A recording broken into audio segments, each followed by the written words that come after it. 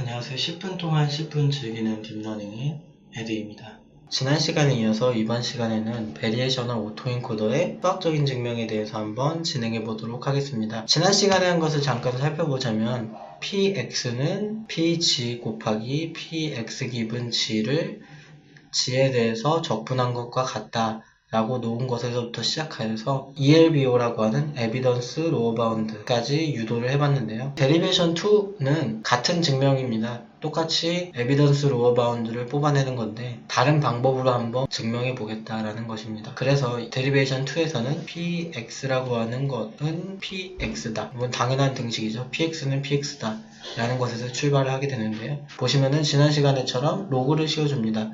로그 px는 로그 px 곱하기 그 다음에 1을 써주게 되는데 이 1을 q파이 g 기분 x를 g에 대해서 적분한 것이라고 나타낼 수 있게 됩니다. g에 대한 어떤 확률 분포의 모든 합은 1이기 때문에 q파이 g 기분 x는 x가 에비던스고 g가 변수가 되는 어떤 그런 함수이기 때문에 확률이기 때문에 결국에 이 확률의 전체 합 z에 대해서 전체 다 합한 것은 1이 되겠죠. 그렇게 해서 이 1을 이렇게 바꿔 쓸 수가 있게 됩니다.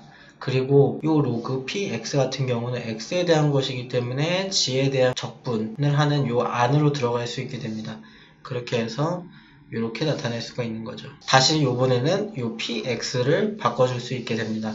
이 px를 이렇게 나타낼 수가 있는데 이것은 조건부 확률의 정의를 살펴보면은 g 기분 x라고 할 때 px분의 p g 기분 x 이렇게 나타낼 수 있겠죠. 이것을 바꿔서 px에 대해서 정리를 해보면은 그렇게 해서 식을 써볼 수가 있고요.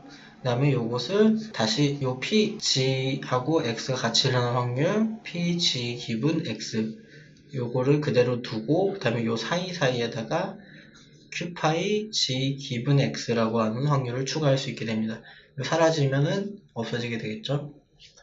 네, 그렇게 해서 이렇게 나타낼 수가 있고 곱하기로 이루어져 있기 때문에 이 곱하기가 나가게 되면은 더하기로 바뀌게 되겠죠. 이렇게 더하기로 바뀌게 되고 두 개의 적분식으로 나타낼 수 있습니다. 그래서 이 뒤에 있는 식을 한번 보면은 이것을 만약에 a라고 하고 이것을 b라고 한다면은 이것도 a가 되겠죠. 그러면은 적분한 것 a 곱하기 로그 b분의 a 이렇게 나타낼 수 있기 때문에 결국에는 KL 다이버전스 정의와 일치하게 되겠죠. 그래서 요 q파이 g 기분 x와 p g 기분 x의 KL 다이버전스로 나타낼 수 있습니다. 이렇게 나타낼 수 있고 요 앞에 있는 것이 그대로 이렇게 내려오게 되는데 KL 다이버전스는 0 또는 양수값을 가지기 때문에 이것을 ELBO라고도 볼 수 있겠죠. 그래서 다음 페이지로 넘어가서 이 식을 다시 한번 써보면은 이 ELBO 텀과 KL 다이버전스 두 개의 텀으로 나누어서 써볼 수가 있습니다. 그런데 여기서 ELBO 라고 우리가 설정해 놨던 이 값을 조금 더 변형을 해볼 수가 있는데요. 보시면은 첫 번째 식에서 PG,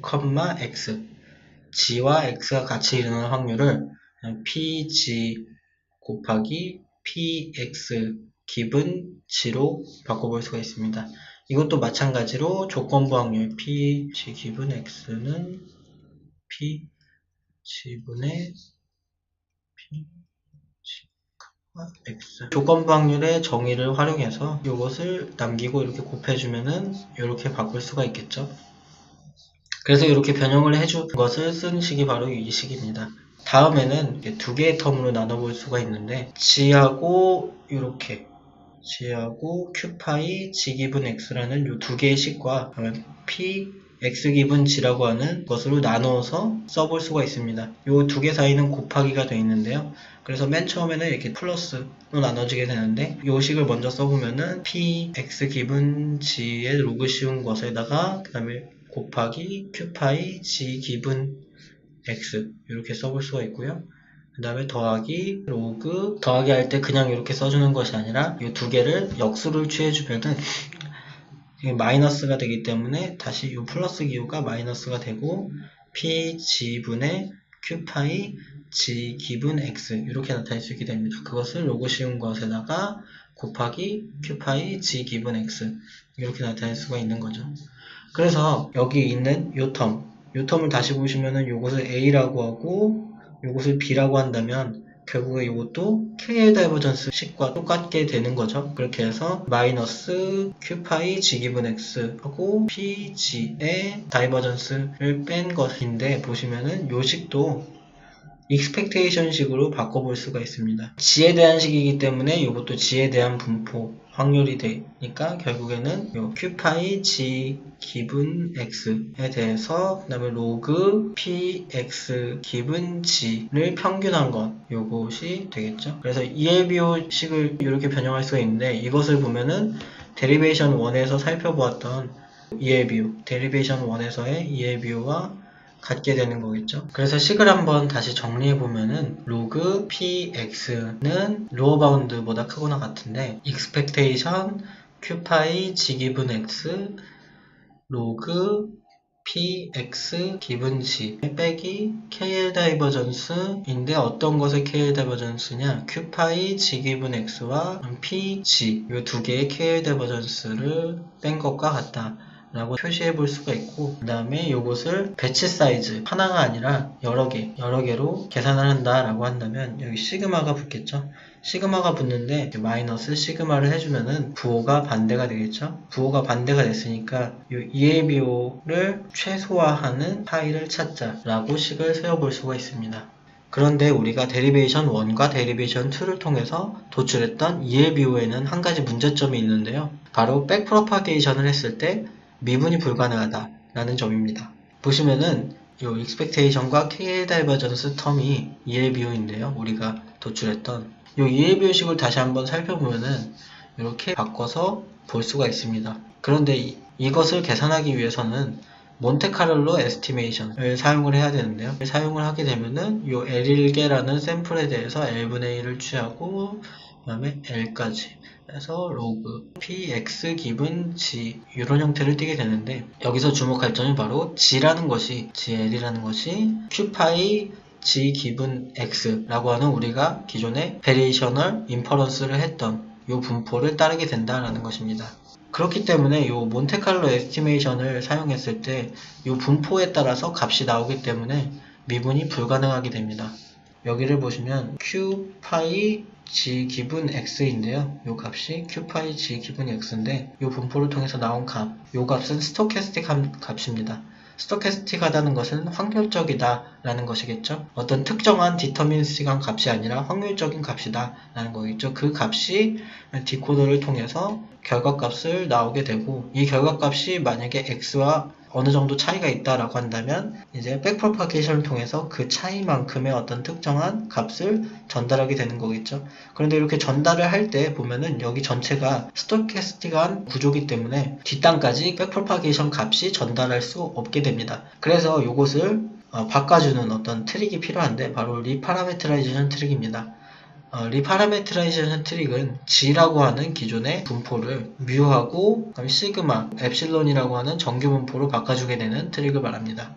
기존의 expectation q파이 g 기분 x 로그 p x 기분 g 라고 하는 요 식을 E라고 하는 정규 분포를 설정을 하고 G라고 하는 것을 뮤하고 시그마 곱하기 정규 분포 이런 식으로 바꿔주게 됩니다. 이렇게 바꿔주게 되면 어떠한 변화가 일어나게 되냐라고 한다면 구조를 살펴보시면 더 쉬울 것입니다. 기존의 전체적인 분포를 통해서 나왔던 스토캐스틱한 값들을 통해서 이렇게 전달하는 것이 아니라 뮤하고 시그마 곱하기 정규 분포 이러한 형태를 통해서 값이 나오게 되고, 그 다음에 이것을 디코더를 통해서 y를 내보내게 됩니다. 그렇게 되면은 백프로파게이션을 할 때 이쪽 뮤 값으로 이제 값이 전달하게 되게 되고, 이쪽은 스토캐스틱한 값이 아니기 때문에 이 뒷단까지 인코더까지 갈 수 있게 되는 빨간색 이 정규분포만 스토캐스틱하기 때문에 이쪽을 이렇게 값으로 보내서 인코더까지도 학습을 할 수 있게 되는 이러한 구조를 갖출 수 있게 됩니다. 이것을 바로 리파라메트라이제이션 트릭이라고 합니다. 그래서 이러한 구조 변경을 통해서 우리가 학습을 보다 더 원활히 할 수 있게 되는 것입니다.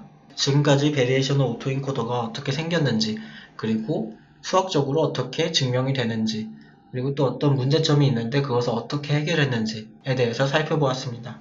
다시 한번 요약을 해보자면은 베리에이션 오토인코더는 오토엔코더의 구조와 똑같습니다. 오토엔코더의 구조와 똑같은데 이미지 X를 잘 생성하는 것은 PX가 나타날 확률이 높다라는 것과 같다라고 볼 수 있습니다.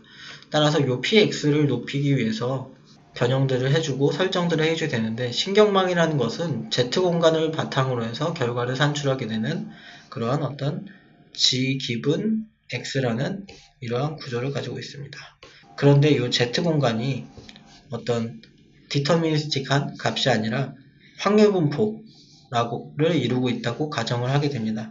그래서 이 확률분포 PG를 가정을 하게 되는데 이것을 조금 더 에비던스를 줘서 G 기분 X라고 한번 다시 설정을 하게 되고 이것을 추정을 하려고 하니까 모양이 굉장히 복잡하고 추정하기가 어려울 수 있기 때문에 Q G 기분 X라고 하는 베리에이셔널 인퍼런스를 하게 되는 것입니다. 그렇게 해서 보다 더 X가 나타날 확률을 높이는 것, 그것이 바로 베리에이셔널 오토엔코더라고 할 수 있습니다.